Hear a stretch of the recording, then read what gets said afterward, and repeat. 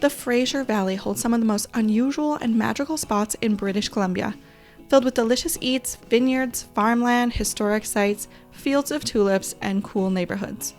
In the next 24 hours, I'm here to explore all of that in 3 separate cities within the Fraser Valley. From eating at as many restaurants as possible through the charming District 1881 in Chilliwack, to stepping back in time in Fort Langley, and swinging through a forest of tulips that felt more like a photo op playground. I'm taking you all along for the food, vibes, and yes, the real talk about what's actually worth your time and money.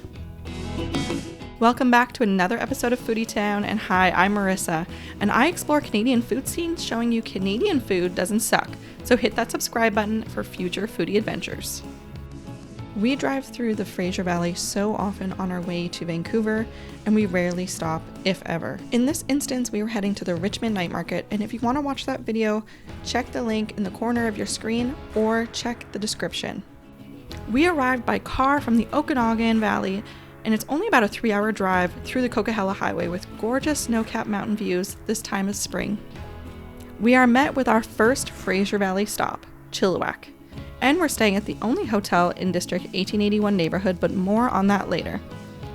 District 1881 is Chilliwack's answer to Harry Potter's Diagon Alley, pedestrian alleyways surrounded by European historic-inspired architecture. Unique shops and plenty of food and drink stops are all here as well. We arrived later than what we would have liked, so we had to organize our time so that we could try as many places before they closed. One thing about District 1881 is that everything opens around 10 or 11 a.m.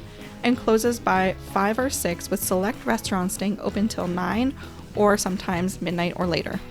Our first stop is Fortitude Wine Bar, a cozy modern wine bar pouring small batch BC wines and international pours.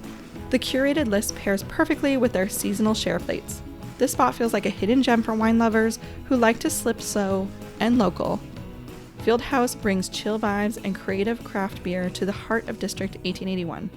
Their rotating taps feature everything from hazy IPAs to funky sours, all best enjoyed on their outdoor patio, which was packed at the time, so we took it up by the bar along the window. Seafood in Chilliwack? Absolutely. It's not very far from Vancouver. Bow and Stern serves up West Coast comfort like fish and chips, chowder, and oyster platters in a laid-back nautical space.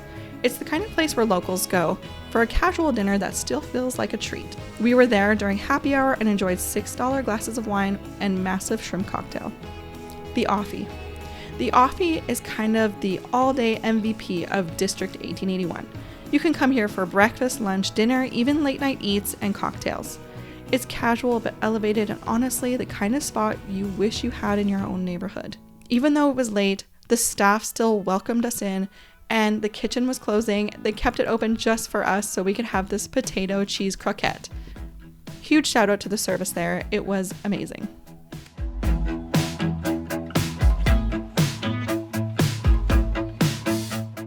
We retired to our hotel around midnight, so let me show you around District 1881's only hotel, Hotel Morado. Check-in was completely digital. Before you arrive, you get instructions where you place in different codes on a screen and out pops your key. Again, it continued on with a European theme where they maximized these smaller spaces and made it such a comfortable, stylish stay. At the center of it all, literally look out your window and you can plan your route, which stops you want to go to, and watch the vibrant nightlife.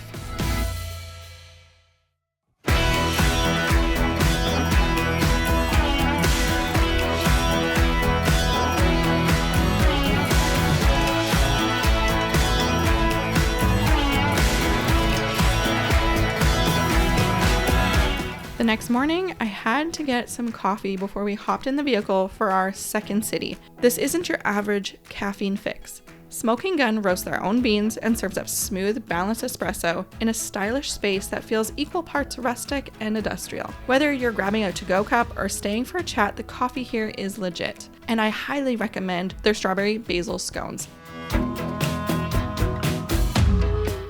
Next stop, Fort Langley, a village that somehow manages to feel like a Hallmark movie set and a history lesson all at once. This tiny town played a big role in British Columbia's history.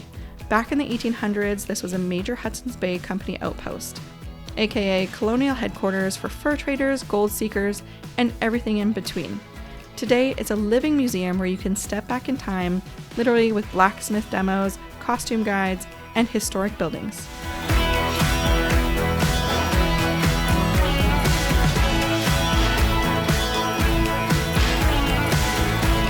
I asked her which lemonade I should get, and I ended up going against her suggestion, which was the strawberry sweetgrass. Bad decision. This is so good. Saskatoon sumac, it's good, but man, strawberry sweetgrass is so good.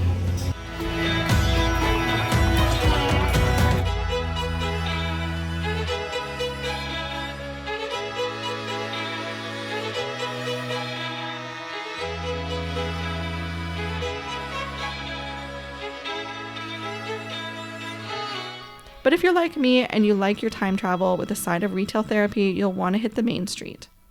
Fort Langley's main strip is peak cozy town core. You've got everything from handmade soaps and vintage finds to curated home decor, bookstores, and local snacks.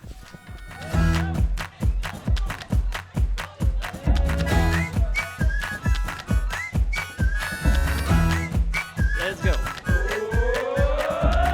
Take the wheel, hit the road, I'ma find my goal.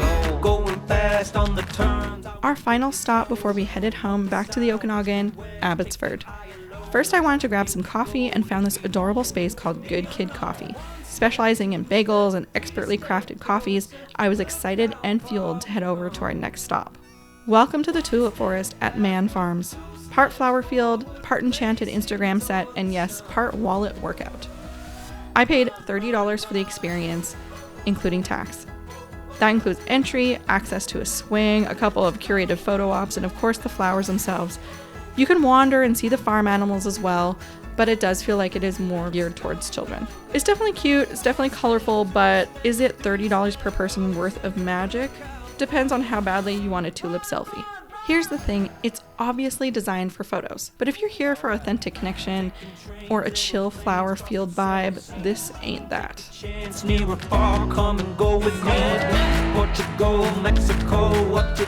So there you have it, 3 towns, 1 weekend, from legit eats and heritage strolls to a tulip forest that might be more photoshopped than flora.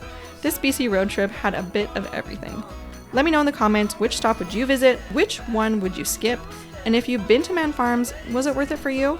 Am I missing something? Don't forget to like and subscribe for more Canadian foodie adventures. And make sure you tune in for next episode where I show you some of my top eats in Kelowna, British Columbia, Canada.